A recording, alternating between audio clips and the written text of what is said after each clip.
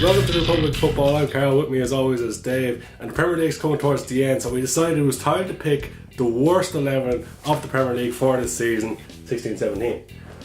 Yes. So the way we're going to do it is based on expectations of players. Because, for example, picking worst goalkeeper, someone like Arthur Boruc for Bournemouth, he hasn't had the best season, but no one was expecting him to pull up any trees.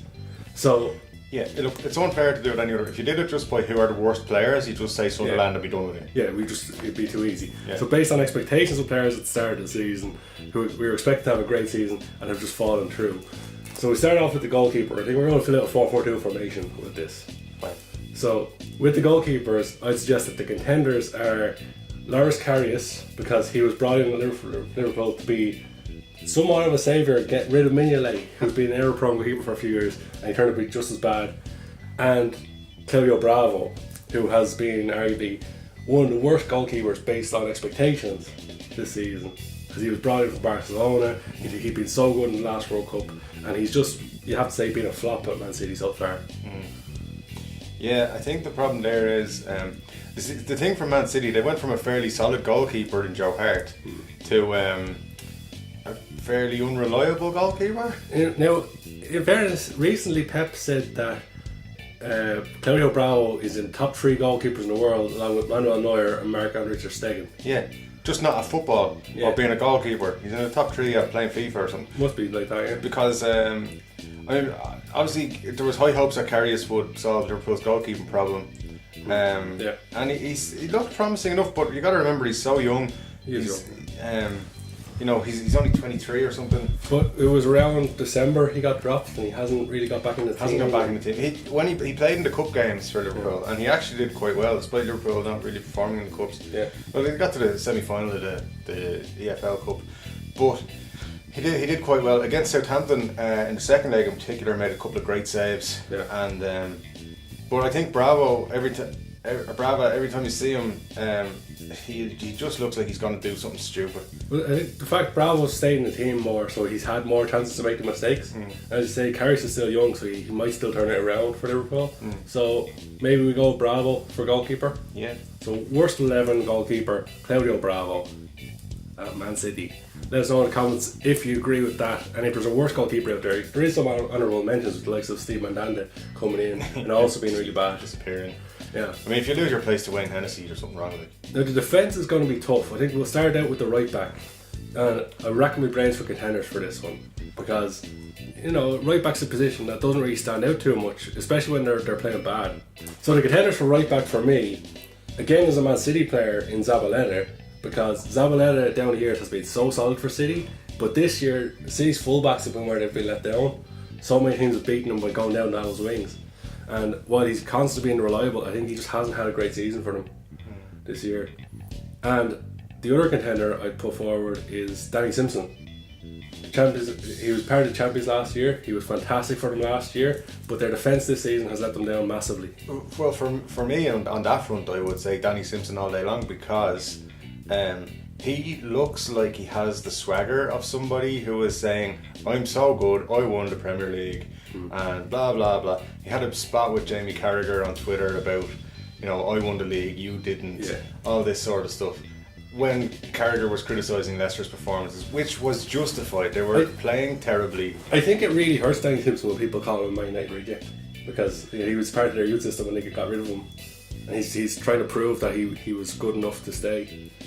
Yeah, but I do think, like with Zabaleta, just mention him for a minute. I think he has had a poor season, but because of Pep Guardiola's system, possibly, and how he's trying to utilise his defenders as attacking players, really. The question is his career winding down? Is he like Ivanovic in recent seasons, losing the legs and perhaps can't cope with the Premier League anymore? I still think he's got a lot of qualities, Zabaleta. He still doesn't have the pace he had 5 years ago or whatever, but he's still a very good player. But with Danny Simpson, I think winning the league went to his head a little bit. I have another contender, but I think a lot of people would disagree with it, so it's kind of a contentious one. Hector Bellerin at Arsenal.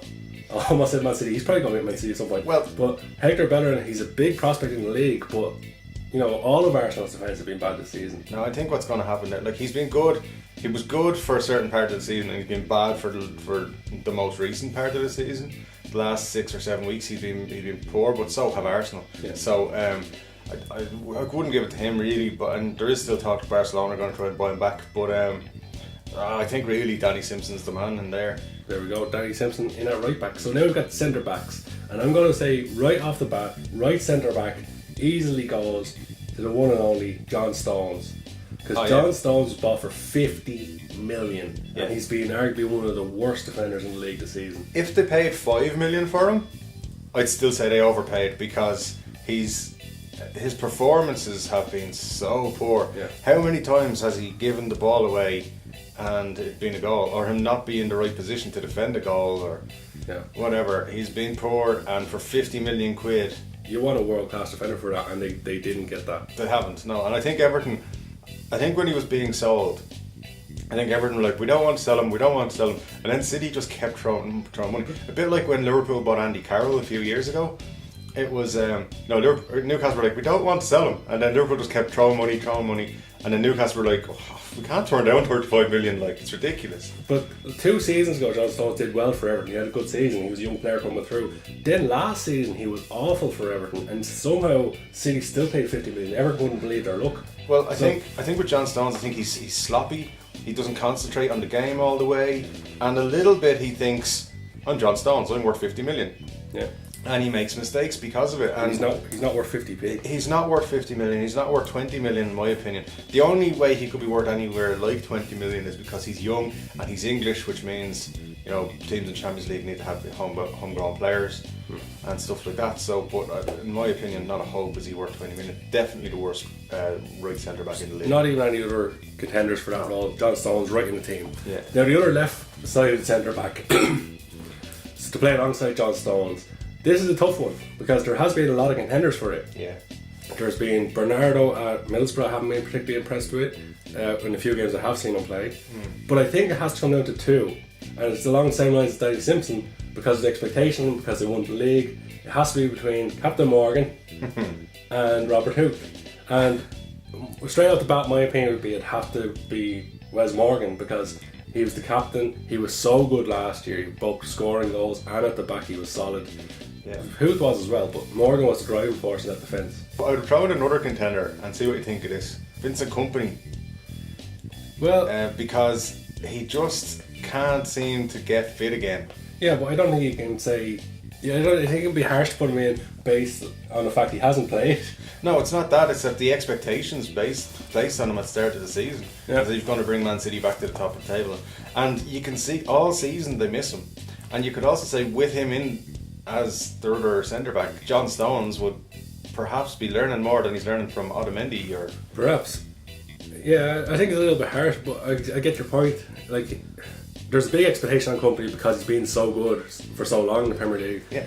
Perhaps his career's coming to the end and he just doesn't want to give up on it now. Well, but, I personally think he's been one of the best defenders in the league for the last probably 5 years.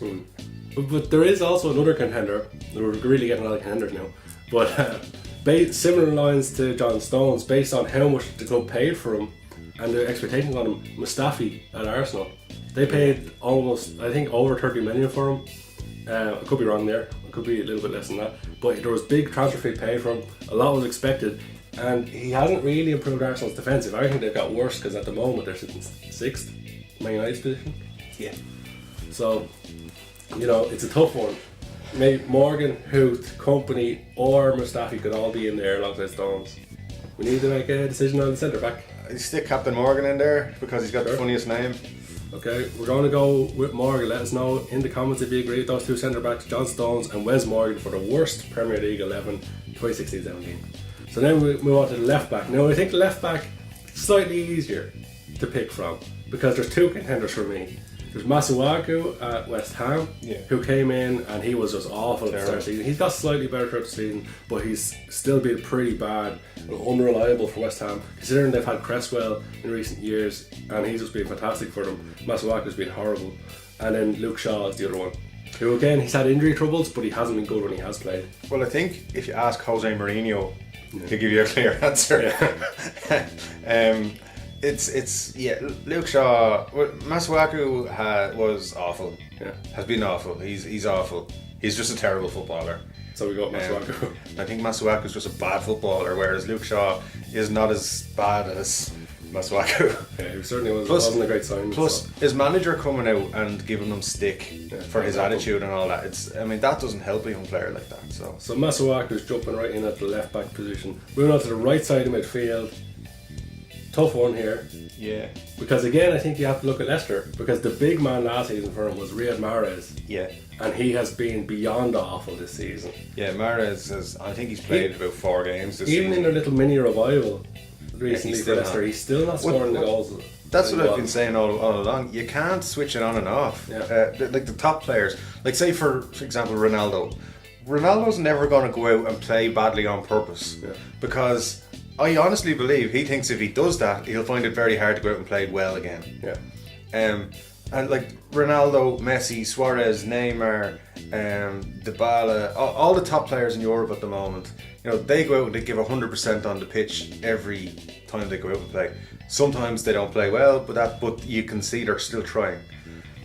Mahrez has gone out every game this season and put in as little effort as possible. And if I was a Leicester fan, I would be disgusted with him, to be honest. And I think that's why he has to be in it right side of midfield. It's hard to argue for someone else in that position in the team. Yeah. So I think we should just throw him right in. Just throw him in. There's no one else that compares to how bad he's been. Now, centre midfield, there's a few decisions here, but I think similar to John Stones, there's one player who has to go in, and he was in it from day one. Paul Pogba. Because, now, bear with me here, Paul Pogba hasn't had an awful season when you just look at him as a player. He's scored some goals, he's got some assists, he's helped Man United get the 6th as much as possible. But his transfer fee is astronomical. It's up there at the same level as Bale and Messi. He's the most expensive player in the world. Yeah, he's up there with the top level of players, the players who change games, and he's not performing like it. You compare him to his countryman, N'Golo Kante, who was bought for a third of his price, and Kante has helped his team win the league almost single-handedly with how good he's been and the work rate. I agree that Pogba should be in this team, but what I would say is Pogba is a player who should not be the most expensive player in the world. Yeah.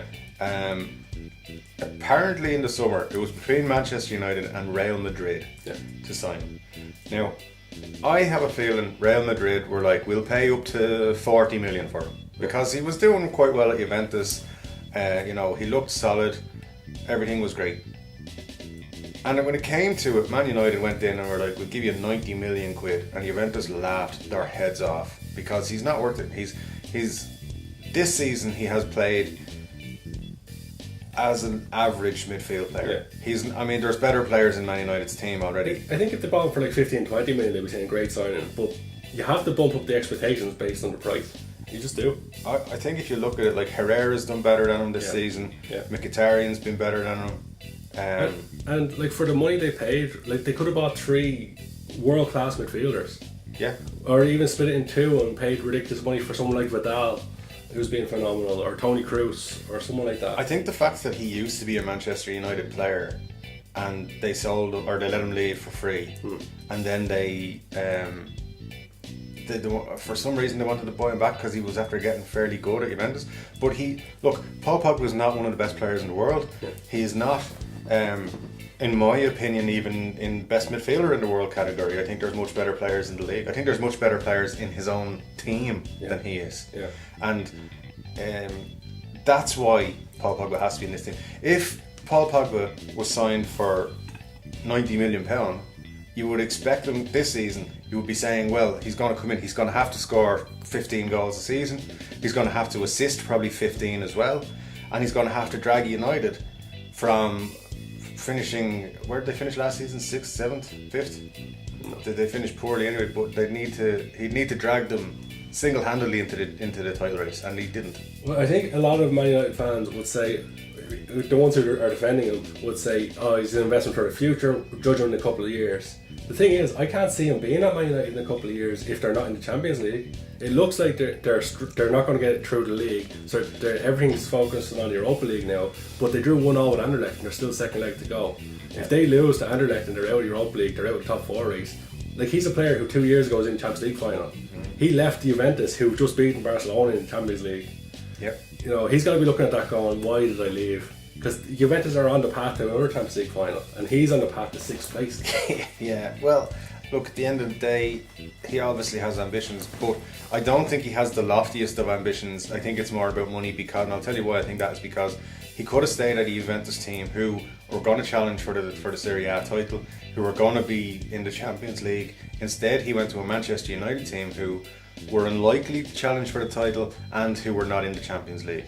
So I think for Paul Pogba, it's more about how much money he can get, and he's on more money now at Manchester United than he will ever be, because I don't see anyone renewing his contract or paying him huge money based on how he's performing at the moment. And he's not, just in my opinion, he's not good enough to reach the top player in the world level, which is what he's being paid as.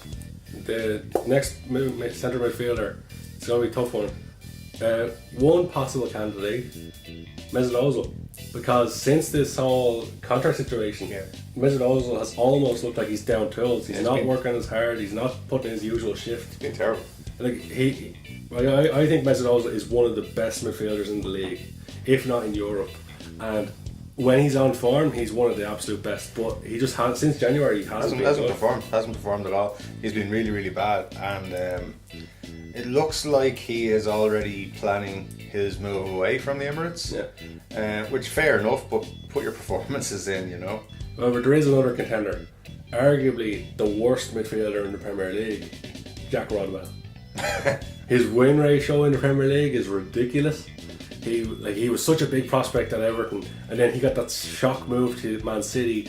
And I don't know why young English midfielders take this move to Man City, because it ruins their career. It's doing it with Fabian Delph at the minute, and now like Jack Rodwell, it did it with him because he ended up at Sunderland, and everyone just makes fun of him now. Well, you see, you could pick a team full of Sunderland players because. Well, I think for the worst level, it has to be one. He's I mean, Jack Rodwell has been pretty poor. We can't do a worst 11 and not have a Sunderland player, so it has to be Rodwell. So I think we throw Rodwell in there. It's a lucky escape for Ozil. Yeah, definitely a lucky escape for Ozil. But I also don't think he'll be in the Premier League next season. So now we've got the left side of midfield. Yep. Worst left side midfielder in the league. Januzaj. Maybe. Again, Januzaj, big expectation on him at the start of the season. Moyes seems to love him. Like a couple of seasons ago, look, just think of the expectation on Januzaj. He was the saviour of football as far as we're a little bit he was the big thing, but now they have Rashford, so they kind of forget about Januzaj. But he hasn't pulled up any trees in the league. I think Sunderland were hoping he was going to come in and be their catalyst for an improved season. But at the same time, day one, Dave Moyes was saying we're getting relegated. I think you hit it on the nail on the head with the first shout, Januzaj, because there was expectations on him and he hasn't lived up to them. There is another one though, Martial at Man United, because he was another one where last season there were big shouts of how great he was. He's this, he's that. He did look good last season, and you'd expect him to push on and be better. But I think he got pissed off at the start of the season. Number one, when they took the number off him, and because it kind of showed a lack of faith in him from the new manager. Yeah. And then he hasn't reached the heights. He's kind of just fallen back into being a squad player. Yeah. Like, very rarely does they talk about him. It's always about Ibra or Pogba or Rashford now. People kind of forget about his phases into the back, and he might even end up leaving United in the summer. So yeah, that's a very good shout for Martial. So Januzaj, I'd probably still say Januzaj, because what I think with him is he believed his own hype a little bit too much, or David Moyes' hype. And David Moyes obviously still believes him because he brought him to Sunderland. Yeah. Januzaj has been pointless. Okay, Adnan Januzaj in at left side midfield. Now we get to the interesting point, the strikers. Because there's been a lot of very good strikers this year. Picking our best 11 is going to be tough in the striker positions, but picking the worst ones might be a little bit easier. Because again, I think first of all, right at the bat, you have to look at Leicester. You do. You have to say Slimani. No. Jamie Vardy. Yeah, he's nailed on. Has to be because of how good he was last season, and even how good he's been in their revival. Kind of puts it into like how much he down tools and just wasn't. I think he scored 5 goals in Brilliant. 6 games, which is kind of the form he was on last season when they won the league. Last season he was amazing. He was almost guaranteed to score in every game. Yeah, he he scored was. some wonder goals. That goal against Liverpool was phenomenal. Last year he's phenomenal, and he got into the England squad. He, went to the Euros. Sat on the bench at the Euros. But he looked like an old-fashioned striker who scored a lot of goals, a lot of pace. Not the strongest, but had a lot of attributes to bamboozle defenders. Brilliant, but then this season he just hasn't been able to do it, and he hasn't had the ability and the desire to do it. So for me, worst striker in the league this season. Yeah, definitely in the worst 11, Jamie Vardy. Now the last striker, we probably should have Vardy to last for the bit of shock factor in the... I don't think we shock. Most people are like, yeah. Last striker, I've got 3 contenders for you. But I'm going to leave the worst to last because I'm pretty sure he's nailed on to be in the team. Yeah, definitely. Number 1, Rudy Gestede. Yeah, well, Because Championship he striker. was crap at Villa last year. He has been terrible for Middlesbrough this year. Has he even scored a Premier League goal this season? I think he's got one, but Championship striker playing in the Premier League, never going to work. Callum Wilson at Bournemouth, because last year before he got injured, Callum Wilson looked phenomenal. He was on fire, He yeah. was scoring the goals left, right and centre. This season he's been back for the majority of the season as far as I'm aware, and he hasn't really pulled up any trees. If anything, he's been overtaken by Bennett Kofobi and Josh he? King in the team. Has he been back though? Yeah, he has been playing. Oh. See, that tells you don't even know that he's been playing. Yeah, I thought he'd only played a couple of games and got injured again. I'd say at start of the season the expectations on him from the Bournemouth fans would have been huge. Probably would have been because he hit the ground running last season. He looked like he was perfectly suited for the Premier League, but then this season I don't even know if he scored a Premier League goal. Yeah, that's true, yeah. So he's another serious contender for that last position in the team. Yeah. But then we'll come to the last guy, who I think has to be nailed on because of, number one, how much they went on about him in the summer and the big transfer fee for him. Vincent Janssen. Yeah. Like, they chased him all summer long, Spurs, and he was coming in with a big reputation, scoring a lot of goals in Holland, and he's been woeful this season. I think, to be honest, I could score goals in Holland going by his performances in the Premier League. He's been terrible. He has been. If it wasn't for penalties, he'd have 1 goal this season. I think actually, his. I don't know whether it's a case of the team are playing, but like Harry Kane's an old-fashioned striker. He's scoring goals. So why Janssen isn't? I just don't think he has the quality, and nailed on for worst team, because you can't think of anybody else in the Premier League who cost, what was it, 20 million? Close to 20 He was million? over 20 million, I think. And they chased him for so long, they were going on about so much like he was this superstar. Yeah. He was the next Ruud van Nistelrooy, but his performances have been pretty poor. Now, whether that's because, the likes of Son has been fantastic for Spurs this season. Because he's had games. You can't say like he hasn't had game time. Because Harry Kane's picked up so many injuries this season. That's true, yeah. Vincent Janssen had a lot of game time and still just hasn't pulled it out of the bag. So nail on for team Vincent Janssen, which means our worst 11 from back to front is Claudio Bravo, Danny Simpson, John Stones, Wes Morgan, Masuaku, Riyad Mahrez, Paul Pogba, Jack Rodwell, Adnan Januzaj, Vincent Janssen and Jamie Vardy. Which, at the start of the season, if you listed out that team or built that team in FIFA or something, you'd be delighted with yourself. Yeah, you probably do well. But there's a couple of honourable mentions which I think we have to give. Payet for being a prick. Yeah, that's actually I completely forgot about Payet. Yeah, but at least he left in January. Payet probably should have been contender for the left side of midfield, but we're with Januzaj, so I'm sure a lot of people in the comments will probably tell us about Payet and we should have him in the team. That's a good shout. I think because he left, because he's not currently still in the Premier League, that's why he wasn't included. But definitely, like for me, if he was still there, he'd be worst player of the league. Overall, worst player for the way he was performing at West Ham. Absolutely shocking. I think, that's probably. That's my shout. I should have gone with someone else because I'm just upset about Payet now. I'm not a West Ham fan or anything, but I just think he was terrible. Yeah, and it was terrible the way he left the club. But yeah. Another story for another day. But let us know in the comments below what you think. Do you agree with our team? Do you disagree with the team? Did we forget somebody who has been absolutely awful this season in the Premier League? Let us know what you think. But for now, that's all we've got time for. I've been Carl, he's been Dave, this has been the Republic of Football, and we'll catch you next time.